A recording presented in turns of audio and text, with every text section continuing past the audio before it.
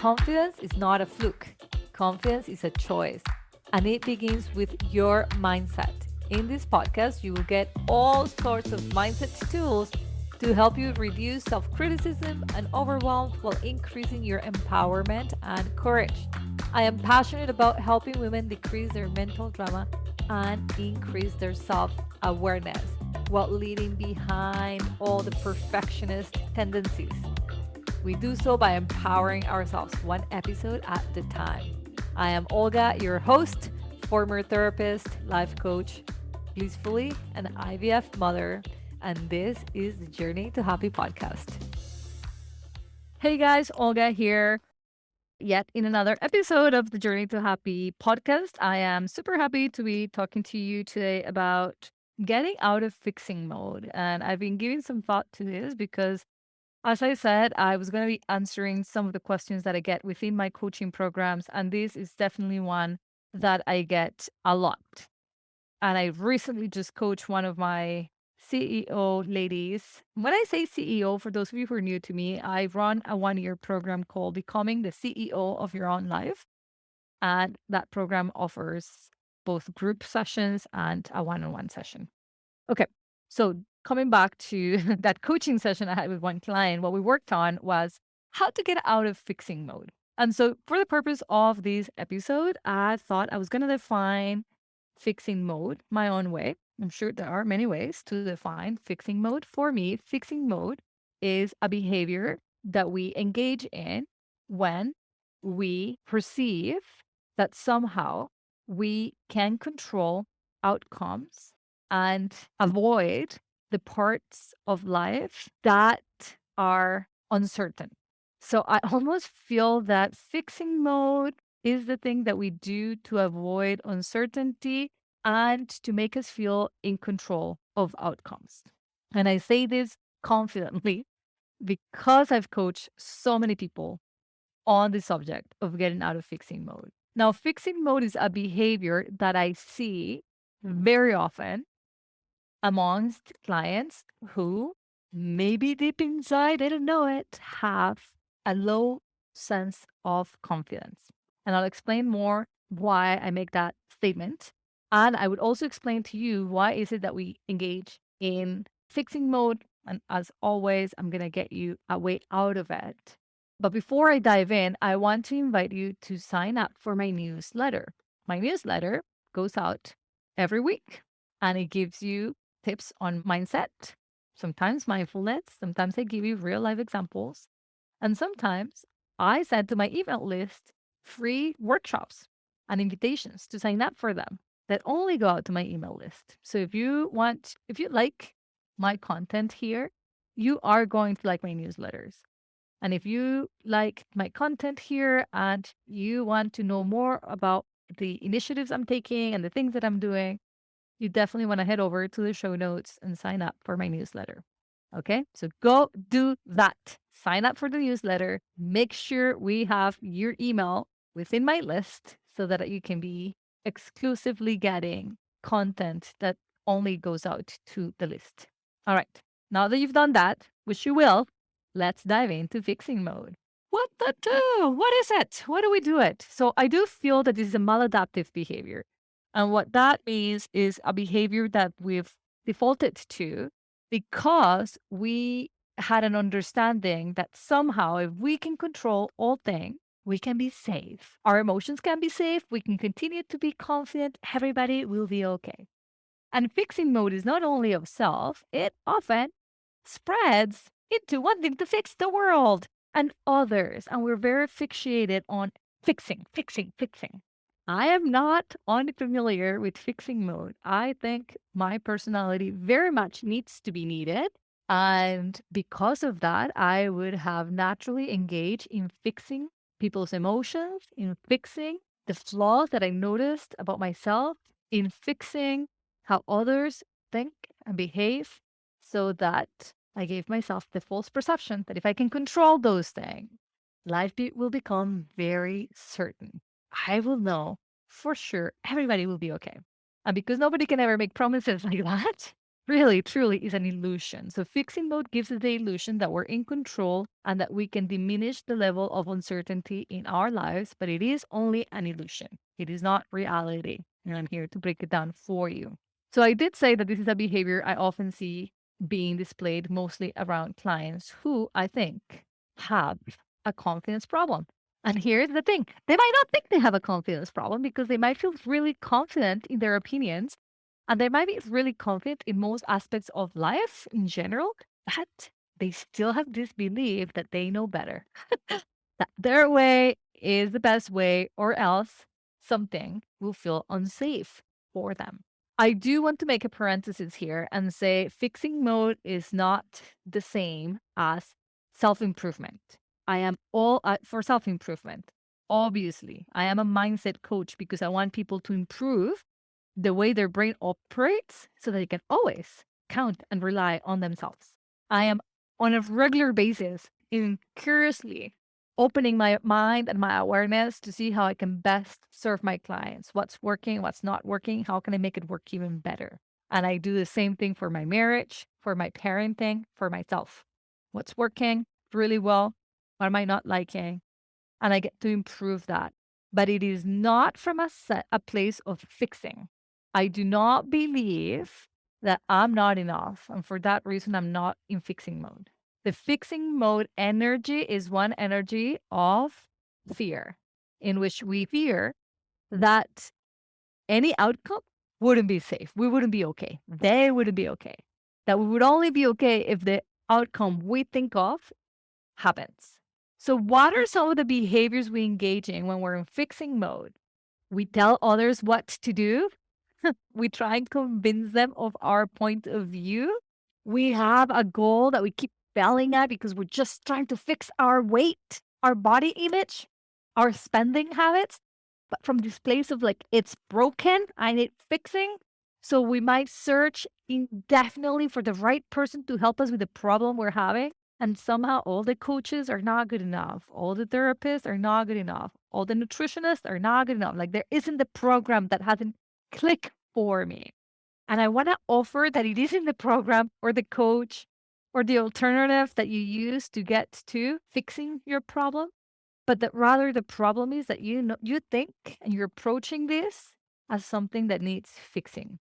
A while back, I recorded a podcast that invited people to change the word fixing for healing and see what would change. And when I was coaching my client on her desire to stop fixing things, we recognized that what needed healing was a belief she had been carrying on for her entire life that stated, if others disagree with the way I think, then we will end up separating. So she would apply this for her relationship with her sister in law, or her husband, or her mother in law, or her mom. And she would keep herself fixing all things, all people, so that the outcome will always be we're on the same page. Because deep inside, what she needed to heal was that conflict that doesn't always lead to a breakup of a relationship. So notice how when you jump into fixing mode, when you think you absolutely have to fix the way they think, the way they do things, the way you do things, you have left your sense of confidence in yourself, include the other people. If you're fixing other people, you're trying to fix the system, and you're jumping into a frantic energy of not enoughness. So I do believe all of us who engage, and even if we don't always engage in fixing, when we engage in fixing mode, we end up jumping into that energy of that belief that says, I can't trust that any outcome will be ideal or will be exactly what needs to be. So we become control freaks. And in doing so, we want to control not only our life and our every moment of our experience, but we want to give the false illusion to ourselves that life doesn't have to be uncertain, which is so false. The definition of life is uncertainty. The only thing for certain is that life is uncertain. And so the sooner we start getting a hang of the notion that we have always lived with uncertainty, the sooner you can release the fear you have of not being able to cope with whatever outcome is going to come. So when you're in fixing mode, like I said, you're desperately looking for the right answer, the right person, the right help. You are maybe very opinionated and you're always wanting to like give your opinion, even if it's not being asked. Like somebody's telling you what they're struggling with, and you are listening only for the purpose of providing a solution, not for the purpose of understanding what the other person is telling you or just accompanying that person. When you're in fixing mode, you ultimately have a worry inside of you that if you don't do something, something gets triggered within you that makes you feel the need to control so that you can be safe. And when I talk about safety, I'm not talking about like the safety that you're in a safe place, nobody's going to harm you, but the safety of your mind is going to be okay. Your emotions are going to be okay. So, fixing mode, I also want to offer that when my clients begin to do self work and they're gaining all this awareness and they are feeling like this is amazing, everybody needs to reset their mind, everybody needs to do the steps that we're following. I start getting messages without like a doubt, without a fail. I get a message from one of my clients once a month saying, how do I do once I have this awareness so that my husband begins to do the work as well? Or that my sister needs to see you. How do we book an appointment for you and my sister? And I always give them the same answer. What's happening within you that you feel that they must do the same work that you're doing? And often what we find out is that something gets triggered within them when they're doing self work and they leave themselves for a moment and they start thinking, we gotta fix everybody. Everybody needs fixing, which is fascinating because then what it does when we're in fixing mode, we're not really addressing the problem. Okay. Anytime you jump into fixing the way you look, your body weight, that's the one that we all have had, right? We can all relate to. Gotta lose some weight. I gotta fix the way I look. We are jumping into a behavior without working on the thoughts and the beliefs that led us to think that this needs fixing.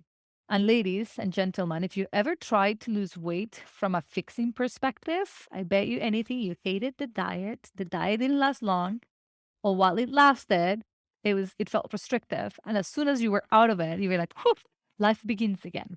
The fixing energy is not satisfying and is never giving you a sense of fulfillment or enoughness. You're terrified of the day you stop the diet.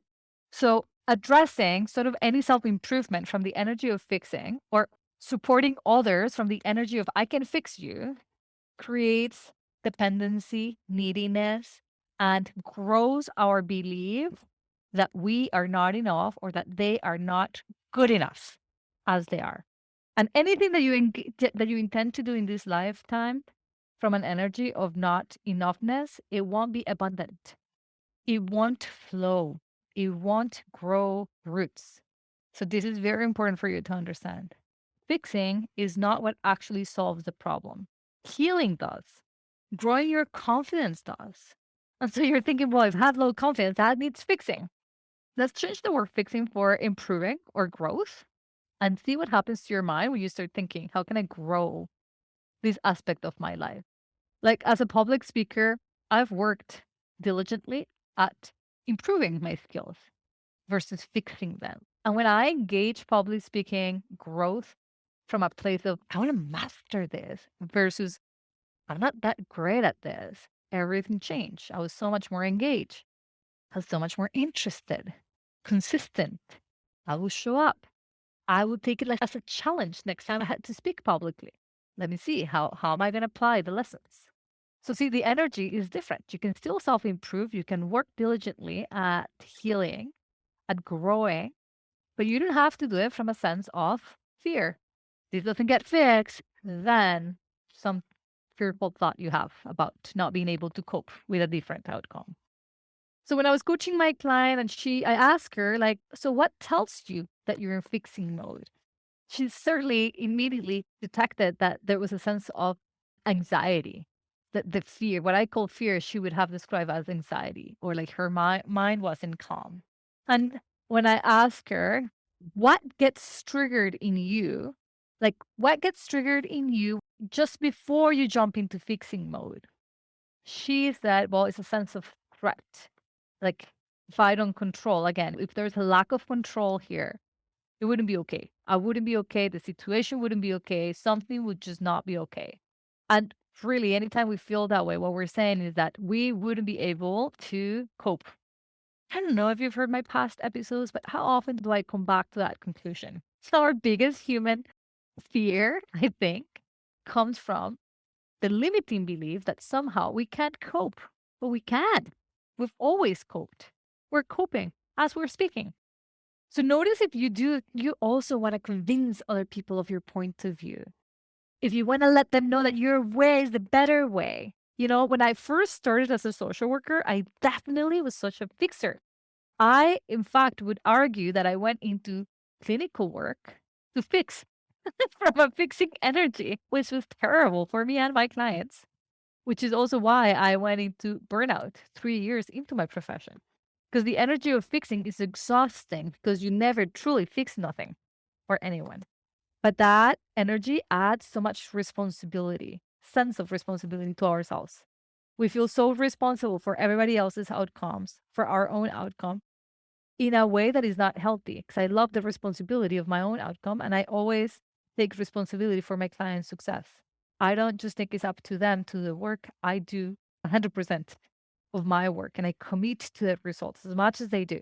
So it's not like we're evading responsibility by not jumping into the opposite of fixing mode, which is confidence mode, by the way. That's the opposite of fixing mode, confidence mode. But it is so important that we get to recognize what gets triggered within us when we jump into fixing mode. And when I was starting as a social worker, what I felt, what I thought is that I somehow was the expert. And that was a very unhelpful way of thinking about myself, my profession, and especially about my clients. Because if I was the expert, then I was always on like this mode of let me teach you the best way. Turns out that when you do life coaching, when you do therapy, you're the therapist or the life coach, the best and biggest and most important belief that we can hold for our clients is that they are the experts. They are the experts of their own life. So I wonder for a moment, you might not be a service provider like myself. You might not be a life coach, but you might be a mom or a friend or a daughter. God, it's always with my mom that I do jump back into expert mode. Somehow I just know what's best for her. When we see people who are fragile, we see them as fragile. And then we jump into, I'm the expert. Let me tell you the steps and let me convince you. And we also get frustrated when they're not following our steps. We're like, I'm going to stop talking to you because I talk and talk and talk and tell you how to do all the things and you didn't do anything. It's like when we're in fixing mode, we also expect that people will follow our steps, that our convincing worked because we have the need to see the outcome that we have for them play out. And that was the case for me as a new social worker. I had outcomes in my head pre-selected for all of my clients. And that was that they all beat their addiction or that they all have done their work so that they could stay with their families. And so I was in constant fixing mode. Let me fix all of the parts of you. Thank God I've done the work that I've done because I wouldn't be the coach that I am today if I still was a person who believed my clients needed fixing and that I was the expert. So when you're in fixing mode, as well as you pay attention to what gets triggered within you, I really want you to grow the part of yourself that is not being really confident, that is feeling like obviously being the expert of this person's lives or of my own life, I know best, or this other person. Like sometimes we give this power out, like I was saying, to the nutritionist or to the coach, and we're like, it's just the program. I have to find the right program for me. We completely neglect the thoughts that we have, the beliefs that we're having. So I want you to jump out of the belief that you need fixing, they need fixing. And I want you to really dive deep to understand what's going on within you emotionally that makes you want to jump into fixing mode and controlling mode. So, what gets triggered when someone seems to have a problem that you recognize you've got a solution for? What seems to be triggered when you recognize you have a problem? What gets triggered when you notice, like, oh my God, I have gained a lot of weight? This might not be healthy for me. What is your go to attitude once you recognize this is happening? Is your default response fixing? So, understanding I'm not good enough right at this weight, gotta fix that. And if so, how is that working for you? And when someone has a problem that you recognize you might have the solution for, what's your attitude? Give them the solution and then expect them to do it? Or do you accompany them as they grow their understanding? Do you choose to believe confidently that they will figure it out? That if they want your advice, they'll ask you, and at that point, you will provide it. In fixing mode, we really have to understand boundaries, okay? And not the kind of boundaries that you're thinking about where you're separating yourself from all the people, but where you're getting to understand where your interventions need to stop. When you need to not provide any advice because nobody's asking for it. Where your opinion is not the most relevant thing. Where your intervention ends by giving your opinion and not also expecting them that they do it. Those are the boundaries we need to have in place when we want to get out of fixing mode. Remember that in the end, we jump into fixing because we're not feeling enough. So if you don't feel enough, you're constantly trying to measure up to that and think like, I am enough. Look, I give great advice. I've helped great people. I've got a list of people I can say I've helped to get to where I think is the best thing, right? It takes a lot of confidence to coach somebody and allow them to arrive to the conclusion that they want to arrive, even if it takes longer. And to say that doesn't say anything about me as a coach. Everybody has their journey. But I will coach myself to be confident while others are in discomfort. I will coach myself to have strict boundaries so that I don't tell others what to do and when they have to do it and get frustrated when they don't do it. I want to invite you to recognize when you jump into fixing mode and have a heck of a lot of compassion for the part of you that at that moment is choosing to believe that who you are is not enough. Who they are is not enough. And don't fix that either. How can I grow this? Change fixing for healing. What needs healing? What area is it highlighting where growth is important? And if you can approach it this way, I promise you, you will let go of the fixing energy almost entirely. So you just got to become aware of when it gets triggered, what sort of false illusion is fixing giving you, and how can you apply good boundaries within yourself. How can you change the perception that you or others need fixing and grow your confidence in that no matter what the outcome is, you can cope and focus all of your energy on the thoughts that are creating the energy of neediness and I have to fix and switch that for something that builds up your confidence. Okay. That's all I had to say about out of fixing mode. And that came from one of my clients asking, how do I? I've noticed I jump into fixing mode. And when I do, I want to convince people of my opinion. And I want to tell others what I do when I'm in that scenario. And I listen only to just give an answer, not to understand. And I like the feeling that comes when I do all those things. And it turned out that my client needed to heal a limiting belief she had that if others acted differently, thought differently than she did, that this will end up separating her from that person. So once she knew exactly what needed healing, the area of growth was so different. And she was able to liberate herself and others from being exactly who she wanted them to be so that she could feel like our relationship is safe. It's very powerful work, and I encourage you guys to sort of bring awareness. Do I bring the needy energy, fixing energy? Where do I bring it most? What is it that gets triggered? What needs healing? What boundaries do I need to implement? And what will tell me I'm out of fixing mode? All right. Hope you enjoyed this episode. I'll see you guys next Monday. Don't forget, sign up for the newsletter. I've got good things coming for you this summer. Bye bye.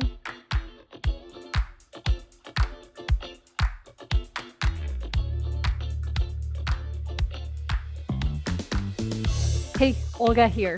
Did you know that research shows that the most effective way to change and gain control over your stubborn negative thoughts is through the practice of mindfulness and meditation?